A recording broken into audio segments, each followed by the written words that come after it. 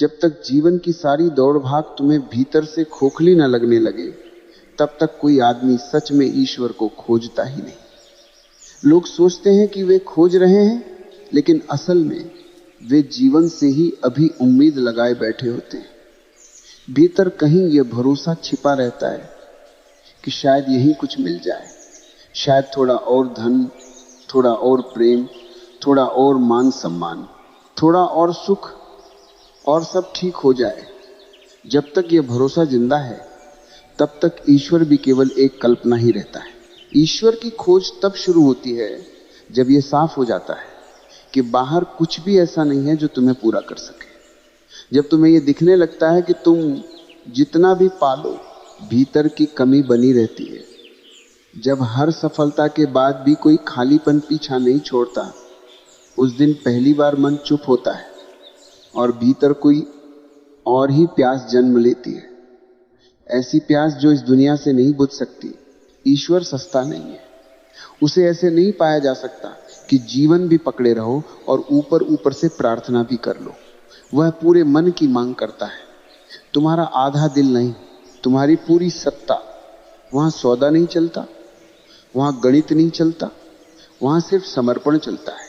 जुआरी सब कुछ दांव पर लगा देता है, व्यापारी कभी नहीं लगाता। व्यापारी सोचता है अगर लाभ हुआ तो ठीक, नहीं हुआ तो भी कुछ न खो। यही हाल ज्यादातर लोगों की प्रार्थना का है। वे मंदिर जाते हैं, पूजा करते हैं, मंत्र पढ़ते हैं, लेकिन भीतर कहीं यह सोच छिपी रहती है कि अगर कुछ मिल गया तो अच्छा, नहीं मिला तो क्या बिगड़ा। ऐसी प्रार्थना में आत्मा नहीं होती, वो सिर्फ चालाकी होती है। सच्ची प्रार्थना तब पैदा होती है जब तुम्हें लगता है कि अगर ईश्वर नहीं मिला तो कुछ भी नहीं मिला। जब ये सवाल जीवन मरण जैसा हो जाए, जब ये कोई शौक न रह जाए बल्कि प्यास बन जाए।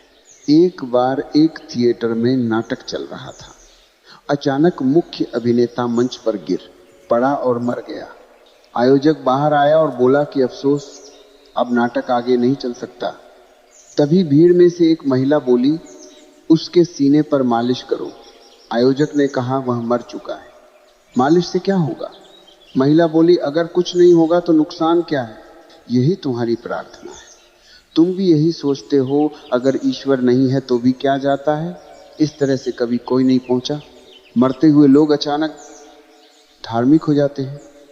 बूढ़े लोग अचानक भगवान को याद करने लगते हैं, क्योंकि तब दुनिया हाथ से फिसलने लगती। तब डर पैदा होता है कि अगर सच में कुछ और हुआ तो। लेकिन ये डर से पैदा हुई श्रद्धा होती है, प्रेम से नहीं। शायद से कभी प्रेम नहीं होता, शायद से सिर्फ सौदेबाजी होती है। संसार में रहना समस्या नहीं है। समस्या यह है कि तुम दो नावों पर पैर रखे खड़े हो। एक पैर इस दुनिया में है, एक पैर भगवान में, और दोनों विपरीत दिशाओं में जा रही हैं। इसीलिए तुम भीतर से टूटे हुए हो। तुम्हारे भीतर कोई एकता नहीं है, और जहां एकता नहीं, वहां प्रार्थना कैसे जन्म ले। जब मन पूरी तरह एक दिशा में बहता है, तभी कुछ घटता है। जब तक जीवन में स्वाद लगता है, तब तक कोई ईश्वर की तरफ नहीं मुड़ता। लोग कहते हैं कि जीवन दुखमय है, लेकिन वे फिर भी उससे चिपके रहते हैं। वे कहते हैं कि संसार व्यर्थ है, लेकिन भीतर कहीं अभी भी रस बाकी है। और जब रस बाकी है, तब तक मन बाहर ही दौड़ेगा। जिस दिन जीवन सच में फीका लगने लगता है, उस दिन कोई अवसाद नहीं आता। उस दिन पहली बार होश आता है। उस दिन पहली बार भीतर की आंख खुलती है, क्योंकि अब बाहर कुछ बचा नहीं जिसे पकड़ना हो। लोग सोचते हैं कि सन्यास का मतलब घर छोड़ देना, परिवार छोड़ देना, जंगल चले जाना। नहीं, संसार बाहर नहीं। संसार तुम्हारी इच्छा है, तुम्हारी मांग है, तुम्हारा ये विश्वास कि मैं जैसा हूं वैसा पर्याप्त नहीं हूं। जब तक तुम्हें लगता है कि कुछ और मिल जाए तो मैं पूरा हो जाऊंगा, तब तक तुम संसार में हो, चाहे तुम मंदिर में बैठो या हिमालय पर। और जब ये मांग गिर जाती है, तब तुम संसार से बाहर हो। चाहे तुम बाजार में रहो या घर में, तुम पत्नी के साथ रह सकते हो, बच्चों के साथ रह सकते हो, काम कर सकते हो, और फिर भी मुक्त हो सकते हो अगर भीतर कोई मांग नहीं है। मांग ही संसार है। जब मांग गिरती है, तब प्रार्थना बदल जाती है।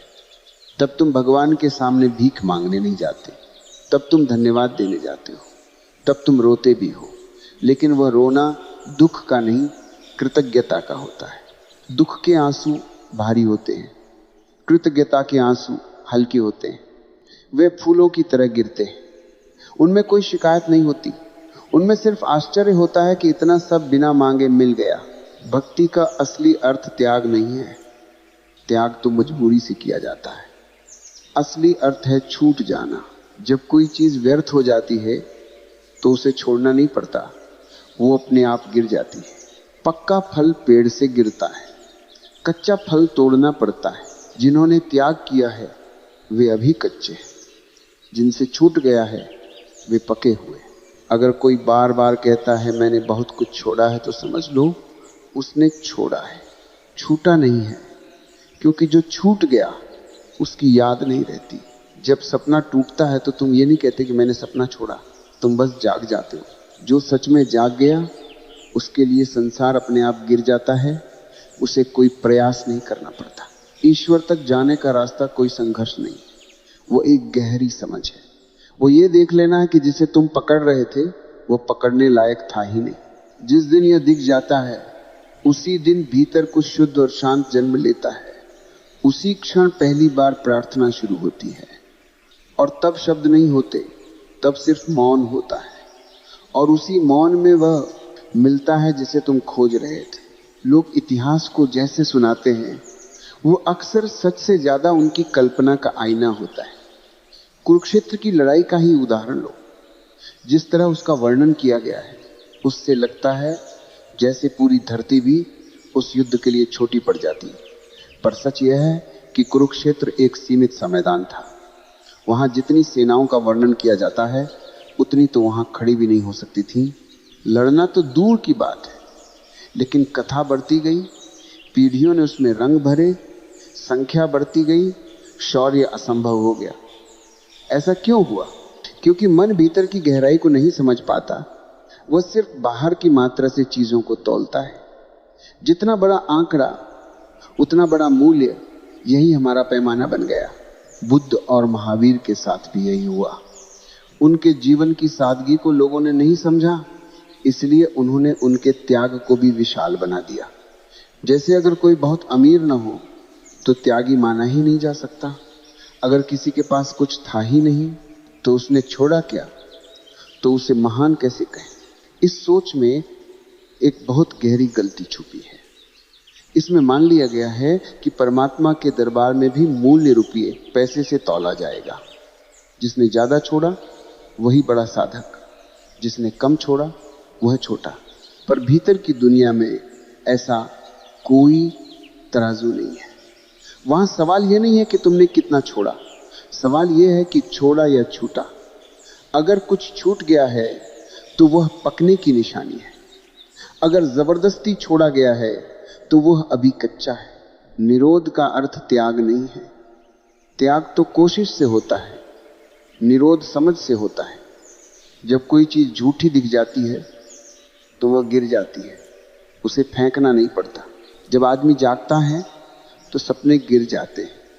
वह ये नहीं कहता कि मैंने सपना छोड़ा, सपना खुद ही टूट जाता है। जो जागा है उसके लिए संसार सपना बन जाता है। जिसने संसार की सच्चाई देख ली उसके भीतर इच्छा का व्यापार रुक जाता है। वही निरोध है, वही भक्ति की असली मिट्टी है। तुम्हारी सारी इच्छाएं एक ही ऊर्जा है। वही ऊर्जा कभी धन की ओर दौड़ती है, कभी प्रेम की ओर, कभी सम्मान की ओर और कभी परमात्मा की ओर। फर्क ऊर्जा में नहीं है, दिशा में है। जब वही इच्छा संसार की ओर बहती है तो उसे लालसा कहते हैं। जब वही इच्छा परमात्मा की ओर मुड़ जाती है तो उसे प्रार्थना कहते हैं। तुम्हारे वही हाथ जो भीख मांगते थे जुड़कर नमस्कार बन जाते हैं। वही हृदय जो खालीपन से भरा रहता था कृतज्ञता से भर जाता है। वही जीवन शक्ति जो नीचे गिरती थी ऊपर उठने लगती है। कभी कभी कोई व्यक्ति अचानक भीतर से बेचैन हो जाता है, कोई स्पष्ट कारण नहीं होता। बाहर सब ठीक लगता है फिर भी कुछ टूटने लगता है। वही बेचैनी गुरु बन जाती है, वही बेचैनी रास्ता दिखाती है। जिसने भीतर की उस पुकार को सुना वही पहुंचा। पर अधिकतर लोग अपनी इच्छाओं की लंबी सूची में परमात्मा को भी जोड़ लेते हैं। धन, स्वास्थ्य, परिवार, सुख, शांति और अंत में भगवान। वह भी अगर समय मिला तो वे कहते हैं हम प्रार्थना करना चाहते हैं पर समय नहीं मिलता। पर वही लोग घंटों टीवी देखते हैं, मोबाइल में खोए रहते हैं, व्यर्थ की बहसों में पड़ते हैं, अखबार पढ़ते हैं, दूसरों से लड़ते हैं, राजनीति करते हैं। समय की कमी नहीं है, प्राथमिकता की कमी है। इसका मतलब यह है कि परमात्मा उनकी सूची में सबसे आखिर में है। पहले सब कुछ हो जाए तब भगवान। लेकिन ये तब कभी नहीं आता क्योंकि संसार की दौड़ का कोई अंत नहीं है। यहां जितना पाओगे उतना और चाहिए होगा। ये दुनिया भूख बढ़ाने की मशीन है। अजीब बात यह है कि गरीब आदमी के पास कभी कभी अमीर का दिल होता है, खुला, सरल, और अमीर आदमी के पास गरीब का दिल होता है, डरा हुआ, चिपका हुआ।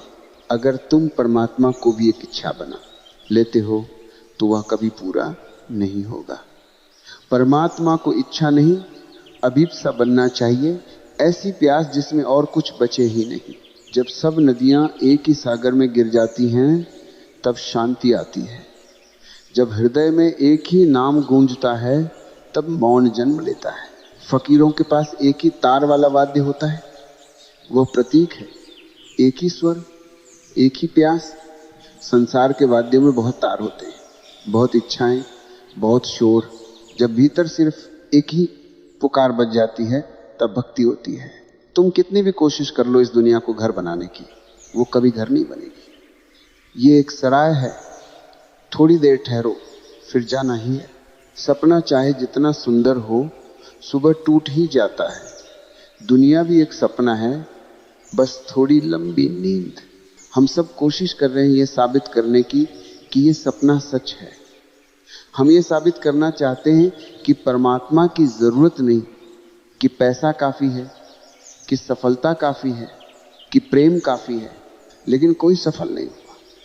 जो भी पूरी तरह जिया उसने अंत में खालीपन ही पाया। कल्पनाएं बदलती रही पर कैदखाना ही रहा। घर और जेल में फर्क दीवारों का नहीं, फर्क स्वतंत्रता का है। जहां मन बंधा है वहां जेल है, जहां मन खुला है वही घर है। निरोध का मतलब है इस लोक और उस लोक दोनों के सौदों का रुक जाना। यहां भी नहीं चाहिए, वहां भी नहीं चाहिए। मांग का अंत। स्वर्ग और नरक मन की ही रचनाएं हैं। जो यहां नहीं मिला उसे तुम वहां रख देते हो, जो तुमने दबाया वो वहां कल्पना बन जाता है। जिसने शराब छोड़ी है वह स्वर्ग में शराब की नदियां बनाता है। जिसने कामनाएं दबाई हैं वह वहां कल्प वृक्ष उगाता है। स्वर्ग तुम्हारी अधूरी इच्छाओं का संग्रहालय है, नरक तुम्हारी दबी हुई हिंसा का। लेकिन भक्ति वहां होती है जहां कोई इच्छा नहीं बचती, न इस दुनिया की न उस दुनिया की। जब कुछ भी मांगने को नहीं बचता तब सब मिल जाता है इसी क्षण। जिस दिन तुम भीतर से कह देते हो अब कुछ नहीं चाहिए, उसी दिन परमात्मा उतर आता है। क्योंकि परमात्मा मांग से नहीं मौन से मिलता है, और वही मौन भक्ति है। जब कोई हृदय पूरी तरह अपने प्रियतम में डूब जाता है तब वहां दो नहीं बचते, वहां मैं और तू की रेखा मिट जाती है। जैसे दो बूंदें मिलकर एक सागर हो जाती हैं, वैसे ही प्रेम में साधक और परमात्मा अलग नहीं रहते। और जैसे ही यह एकता घटती है संसार अपने आप फीका पड़ने लगता है। ये छोड़ना नहीं होता, ये भागना नहीं होता, ये सिर्फ रुचि का मिट जाना होता है। ये उदासीनता है। उदासीनता का अर्थ विरोध नहीं है, विरोध में आग होती है, उदासीनता में शांति होती है। जो व्यक्ति किसी चीज से लड़ रहा है वो अभी उससे बंधा हुआ है। जो धन से डरता है वह धन से मुक्त नहीं हुआ। जो कामना से घबराता है वो अभी उसी के जाल में। मुक्त वही है जिसे फर्क ही नहीं पड़ता। जिस दिन भीतर से रस चला जाता है उस दिन बाहर की चीजें बस मौजूद रहती हैं, वे बांधती नहीं। कभी बुद्ध ध्यान में बैठे थे, कुछ लोग उनके पास आए और पूछा क्या यहां से कोई स्त्री गुजरी? बुद्ध ने कहा कोई तो गुजरा, पर स्त्री थी या पुरुष अब यह जानने की कोई चाह नहीं बची। जहां चाह नहीं वही मुक्ति है। जब भीतर का झुकाव एक में टिक जाता है तब बाकी सब अपने आप छूट जाता है। तुम्हें कुछ त्यागना नहीं पड़ता, त्याग अपने आप घटता है। जैसे जब सूरज उगता है तो अंधकार को भगाने नहीं जाना पड़ता, वैसे ही जब भीतर प्रेम जागता है तो संसार का आकर्षण ढल जाता है। सच्चा प्रेम दो को एक कर देता है। वहां या तो अहंकार बचता है या परमात्मा, दोनों साथ नहीं रह सकते। जब प्रेम गहरा होता है तब भक्त भी खो जाता है और भगवान भी। केवल एक मौन, एक चेतना, एक प्रकाश बचता है। तभी पूजा भी कभी होती और कभी नहीं होती। तभी साधना किसी नियम से नहीं बल्कि अंदर उठी पुकार से चलती है। लेकिन इसमें एक खतरा है। अहंकार बड़ा चालाक है। वो आध्यात्मिक भाषा पहनकर कह सकता है मैं तो नियमों से ऊपर हूं। इसीलिए जो सच में भीतर जुड़ गया है वह बाहर की मर्यादा को नहीं तोड़ता। वो समाज के बीच रहता है पर समाज पर बोझ नहीं बनता। वह कमल की तरह पानी में होता है पर भीगता नहीं। जो सच में मुक्त होता है वह व्यवस्था को बिगाड़ता नहीं, वह जीवन को और सुंदर बनाता है। और जब सारे सहारे गिर जाते हैं, जब सब आसरे छूट जाते हैं, तब इंसान पहली बार अपने ही भीतर टिकता है। तभी पता चलता है कि जिसे बाहर खोजते थे वो तो भीतर ही बैठा था। जिस दिन कोई बाहरी सहारा नहीं रहता उसी दिन असली सहारा मिल जाता है और उस दिन फिर कुछ पाने की तलब नहीं रहती, क्योंकि जो चाहिए था वही बन गए होते हैं। सच में जागा हुआ व्यक्ति शास्त्रों का दुश्मन नहीं होता। वह उन्हें तोड़ता नहीं, वह उन्हें फिर से जीवित करता है। सदियों के दौरान शब्दों पर बहुत सी परतें जम जाती हैं, डर की, परंपरा की, स्वार्थ की, सत्ता की और व्याख्याओं की। धीरे धीरे मूल बात दिखाई देना बंद हो जाती है। तब शास्त्र एक दर्पण नहीं रह जाता बल्कि धूल से भरी दीवार बन जाता है। जो जागा हुआ है वह उस दीवार को साफ करता है, वह दर्पण को फिर चमकाता है ताकि जब तुम उसमें देखो तो अपना असली चेहरा देख सको। वह कोई नई शिक्षा नहीं लाता, वह कोई नया धर्म नहीं बनाता, वह बस उसी प्राचीन सत्य को फिर से प्रकट करता है जिसे बुद्धों, महावीरों, कृष्णों, ईसाओं ने देखा था। फर्क सिर्फ इतना होता है कि बीच के समय में लोगों ने उस सत्य पर अपना इच्छाओं, डर और महत्वाकांक्षाओं की परतें चढ़ा दी होती हैं। जागा हुआ व्यक्ति उन परतों को हटाता है और वही असली शास्त्र सामने आ जाता है। लोग अक्सर पूछते हैं तुम शास्त्रों की व्याख्या क्यों करते हो? इसलिए नहीं कि शास्त्र गलत है, बल्कि इसलिए कि उन्हें समझने वालों की आंखें धुंधली हो गई हैं। सोना मिट्टी में दब जाए तो वह सोना होना बंद नहीं करता, लेकिन उसे पहचानना मुश्किल हो जाता है। उसे धोना पड़ता है, उसे साफ करना पड़ता है। मेरा काम भी बस यही है, उस सोने को मिट्टी से अलग कर देना। अगर कभी तुम्हें ऐसा लगे कि मैं शास्त्रों के खिलाफ बोल रहा हूं तो इसका अर्थ यह नहीं कि मैं उनके विरुद्ध हूं। इसका अर्थ यह है कि तुम जिस अर्थ को शास्त्र मान बैठे हो वह असली अर्थ नहीं था। सत्य से टकराव नहीं होता, भ्रम से होता है। जो सच में जान गया है वह शास्त्रों को छोड़ता नहीं, वो उन्हें और गहराई से समझता है। वो नियमों को नष्ट नहीं करता, वो उन्हें जीवन देता है। वो उन्हें कठोर बंधन नहीं रहने देता बल्कि बहती हुई समझ बना देता है। लेकिन जीवन में एक बात बहुत साफ समझनी होगी, जब तक मन बाहर की दुनिया को जान रहा है तब तक समाज के नियमों का पालन जरूरी है, क्योंकि हम अकेले नहीं जीते, हम एक व्यवस्था के भीतर जीते हैं। हम सड़कों पर चलते हैं, बाजारों में जाते हैं, परिवारों में रहते हैं, वहाँ एक व्यवस्था चल रही है। जब तक तुम्हारी चेतना बाहर की दुनिया से जुड़ी है तब तक तुम्हें उस व्यवस्था के साथ चलना ही होगा। लेकिन भक्ति की गहराई में कभी कभी ऐसी घड़ियां आती हैं जब बाहरी होश ही नहीं रहता, जब व्यक्ति इतना भीतर चला जाता है कि शरीर, समाज, समय सब जैसे दूर हो जाते हैं। तब नियम लागू नहीं होते, क्योंकि वहां नियमों को समझने वाला मन ही मौजूद नहीं रहता। कुछ लोग प्रेम में, ध्यान में, ईश्वर की स्मृति में इतने डूब जाते हैं कि कई दिनों तक उन्हें पता नहीं चलता कि वे क्या खा रहे हैं, क्या पहन रहे हैं, कौन पास खड़ा है। कुछ संत ऐसे हुए हैं जिन्हें भोजन कराना पड़ता था, क्योंकि वे इतने भीतर चले जाते थे कि शरीर को याद ही नहीं रहता। लेकिन यह कोई नाटक नहीं होता, यह कोई दिखावा नहीं होता। यह तब होता है जब भीतर की आग इतनी प्रज्वलित हो जाए कि बाहर का सब धुंधला हो जाए। फिर भी एक बात हमेशा याद रखनी चाहिए, जब तक शरीर है उसकी जरूरतें रहेंगी। भोजन चाहिए, पानी चाहिए, कपड़े चाहिए, एक जगह चाहिए जहां तुम आराम कर सको। भक्ति इन चीजों के खिलाफ नहीं है। भक्ति वासना के खिलाफ है, जरूरत के नहीं। जरूरत वो है जिसके बिना जीवन चल नहीं सकता। वासना वो है जो मन की कल्पना से पैदा होती है। जरूरत तुम्हें जीवित रखती है, वासना तुम्हें बेचैन बनाती है। अगर भूख लगी है और तुम खाते हो, यह आध्यात्मिकता के खिलाफ नहीं है। अगर ठंड लग रही है और तुम कपड़ा ओढ़ते हो, यह भक्ति के विरुद्ध नहीं है। लेकिन अगर तुम केवल दिखावे के लिए कष्ट उठाते हो, अगर तुम अपने शरीर को सजा देते हो ताकि तुम पवित्र कहलाओ, तो यह अहंकार का एक नया खेल है। भक्ति शरीर को दुश्मन नहीं मानती, वह शरीर को मंदिर मानती है। अगर परमात्मा तुम्हारे भीतर ही बसता है तो तुम्हें उसके घर की देखभाल करनी होगी, उसे साफ रखना होगा, उसे स्वस्थ रखना होगा। अजीब बात है कि बहुत से लोग सोचते हैं कि पीड़ा से भगवान मिलता है, इसलिए वे खुद को भूखा रखते हैं, धूप में खड़े रहते हैं, शरीर को तोड़ते हैं।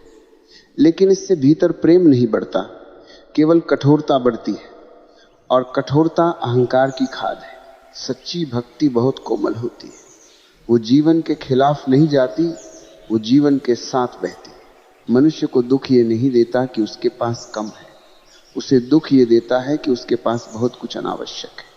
जिन चीजों की जरूरत नहीं, वही सबसे ज्यादा बोझ बन जाती है। एक प्रसिद्ध लेखक था, उसने पूरी जिंदगी अनमोल किताबें, पेंटिंग्स, मूर्तियां इकट्ठी की थी। उसका घर एक संग्रहालय जैसा था। एक दिन आग लग गई और सब कुछ जल गया, सब राख हो गया। लोग सोच रहे थे कि वो टूट जाएगा, लेकिन उसने जो कहा वो चौंकाने वाला था। उसने कहा, मुझे लगा जैसे कोई भारी बोझ उतर गया, जैसे मैं अचानक हल्का हो गया, जैसे मैं साफ हो गया। क्योंकि वह सब चीजें जो उसने जमा की थी, वह उसकी आत्मा को नहीं, उसके अहंकार को भरा करती थी। उनके चले जाने से वह खाली हुआ, और खाली होना ही ध्यान की शुरुआत है। हम समझते हैं कि चीजें हमें सुरक्षित बनाती हैं। सच यह है कि वे हमें जकड़ती हैं। जितना ज्यादा तुम पकड़ते हो, उतने ज्यादा बनते हो। भक्ति किसी से कुछ छीनती नहीं, वह तुम्हें देखने की आंख देती है कि क्या जरूरी है और क्या व्यर्थ। जब तुम ये देख लेते हो, तब व्यर्थ अपने आप गिर जाता है, उसे फेंकना नहीं पड़ता। इसलिए भक्ति त्याग नहीं है, भक्ति स्पष्टता है, और स्पष्टता आने पर जीवन बहुत सरल हो जाता है। तब तुम खाते हो, लेकिन लालच से नहीं। तब तुम कमाते हो, लेकिन डर से नहीं। तब तुम प्रेम करते हो, लेकिन मालिक बनने के लिए नहीं। तुम चीजों का उपयोग करते हो, पर उनके गुलाम नहीं बनते। और यही असली स्वतंत्रता है। जो व्यक्ति सच में भीतर जुड़ जाता है, वह बाहर की दुनिया को बिगाड़ता नहीं, वह समाज में अराजकता नहीं लाता, वह शांत, संतुलित और करुणामय हो जाता है। वह लोगों के लिए खतरा नहीं बनता, वह उनके लिए आश्रय बन जाता है। अगर कोई कहे कि वह प्रेम में डूब गया है और फिर भी वह कठोर, हिंसक और अव्यवस्थित हो जाए, तो समझ लेना कि वह प्रेम नहीं, भ्रम में है। सच्ची भक्ति जीवन को सुंदर बनाती है, वह चेहरे पर कोमलता लाती है, वह आंखों में करुणा भरती है, वह स्पर्श में शांति लाती है। और धीरे धीरे एक दिन ऐसा आता है जब भीतर कुछ भी अनावश्यक नहीं बचता, केवल वही रहता है जो सच में जरूरी है, और वही परमात्मा है।